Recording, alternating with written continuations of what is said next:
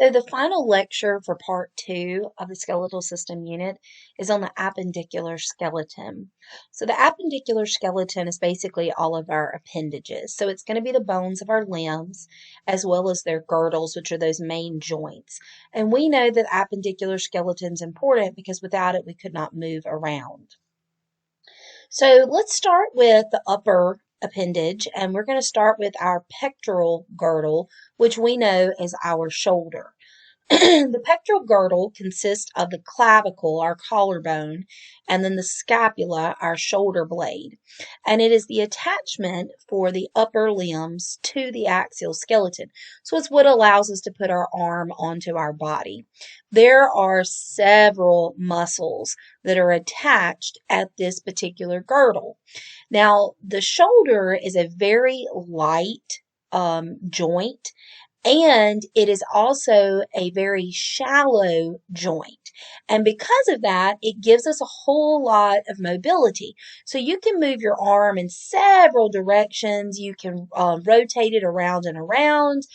You can rotate it backwards, forwards. But that shallow socket also causes our shoulder to be easily dislocated, because it is such a shallow ball and socket joint. Now, the clavicle or collarbone is a very slender, long bone. It has a cone shape at the end, which allows it to fuse to the sternum.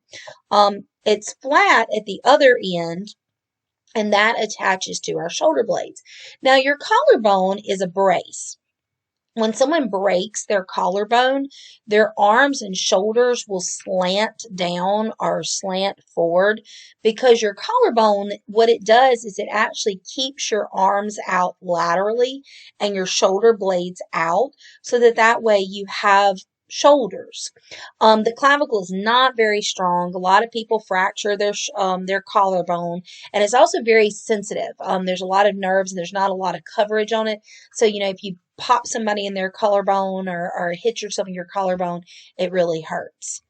The scapula, that's our shoulder blade. It's on the back of our body, so the dorsal side of our rib cage. It's a very thin, flat bone, and it's triangular in shape, and it's actually connected to our shoulder with muscles, ligaments, and tendons.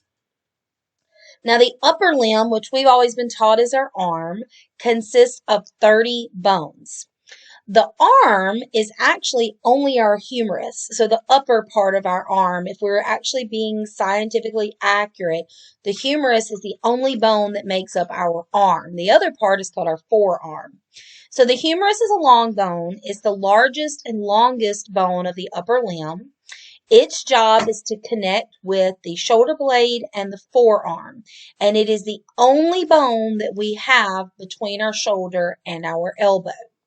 Now, the forearm, that's going to be this particular portion of our arm. It is the longer, it has two bones.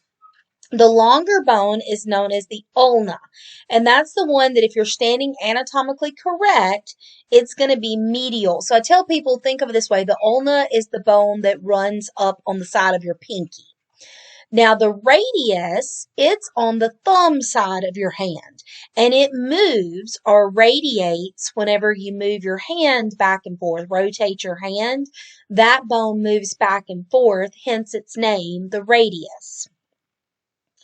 Now, the hand itself has several bones. The wrist has 8 marble-sized short bones, so they kind of look cube-shaped almost. They are all held together by ligaments, and a very common what we call is a usage injury, basically it's a stress injury, is known as carpal tunnel syndrome.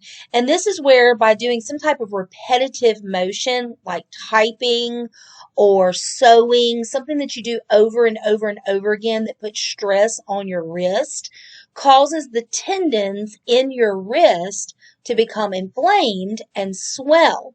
And then they compress nerves, and it causes your fingers not to work properly. And so if it's really severe, sometimes they'll go in and do surgery to correct carpal tunnel syndrome. The metacarpus is our palm, so it's our hand, what we would call our hand. So if somebody pats you on the hand, they pat you on your palm. And it radiates, or these bones radiate from the wrist, and when you make your fist, the bones that are your knuckles, that's actually the heads of your metacarpus. So if you take your finger and like put it on your knuckle and run that finger towards your wrist, you'll feel your metacarpal bone as it goes from the knuckle down to the wrist. Metacarpal 1 is the one by the thumb. And of course, because our thumb is opposable, it allows it to have more mobility. So metacarpal 2 would be our pointer. Metacarpal 3 is our middle finger. Metacarpal 4 would be your ring finger. And metacarpal 5 would be your pinky.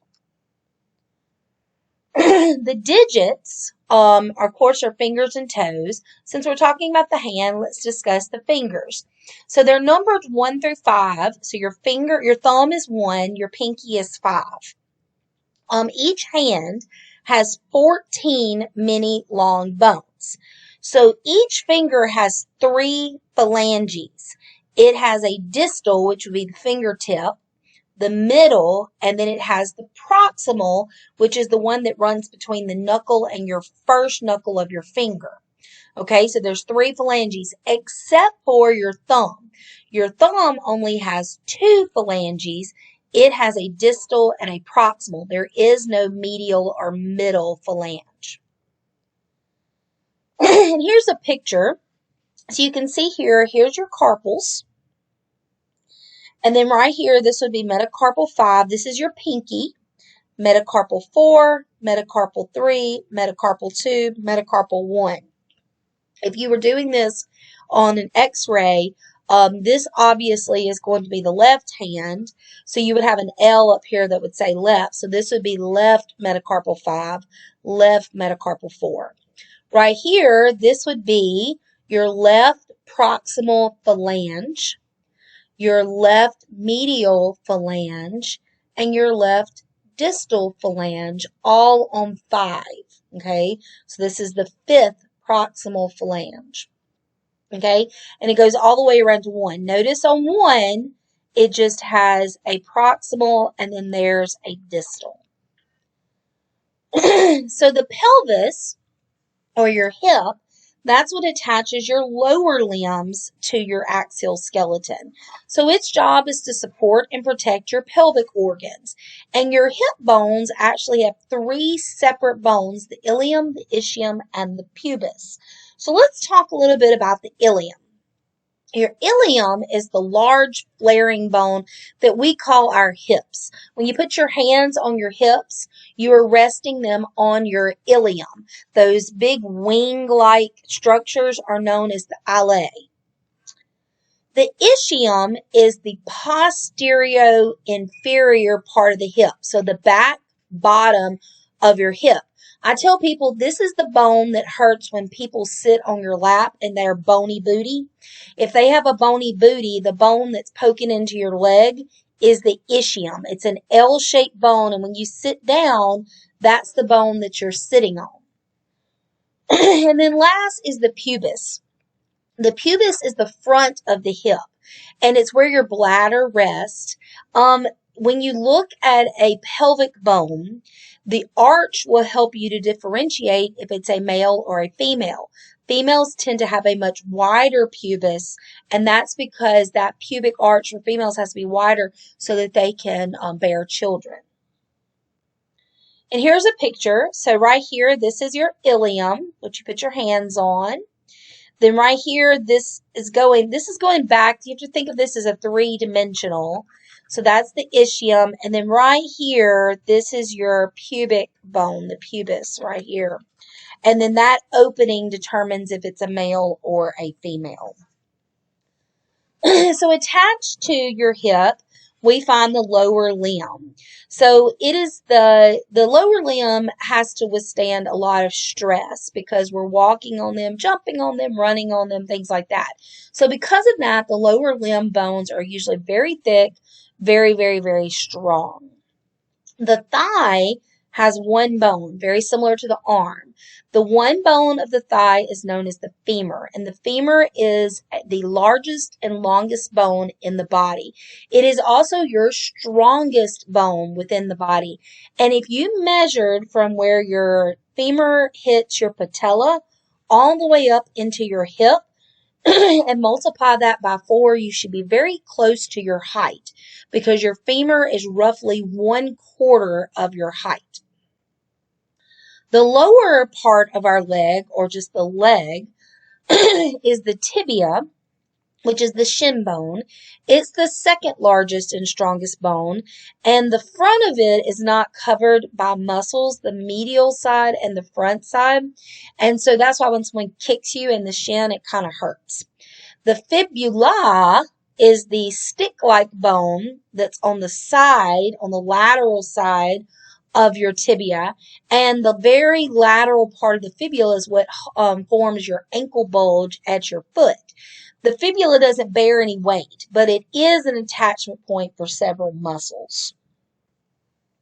So the foot is going to be very similar to the hand, but of course the foot supports our body weight, and it's designed to propel us forward when we walk. So just like the hand had the carpals, the foot has the tarsals. So there's 7 tarsal bones. There's one bone that is known as the talus.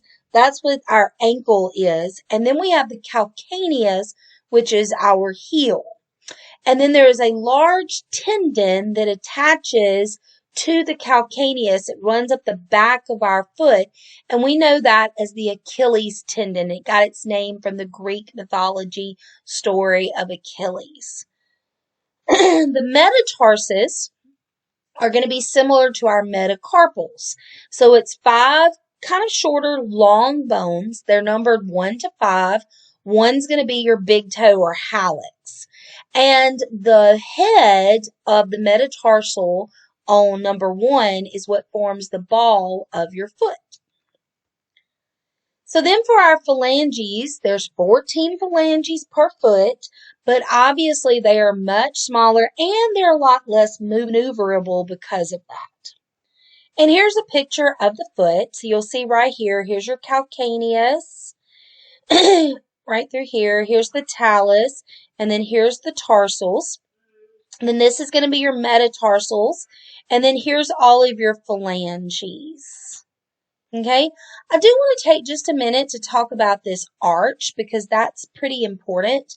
Our feet are designed to have an arch that distributes the weight evenly between the ball of our foot and the heel of our foot. That allows our foot to have more strength and it allows it to have more mobility. Individuals who have flat feet, they don't have arches, which could be problematic for long walks or if they don't have shoes that support that. So that's it for the appendicular skeleton. If you have any questions, please feel free to email me. Thank you.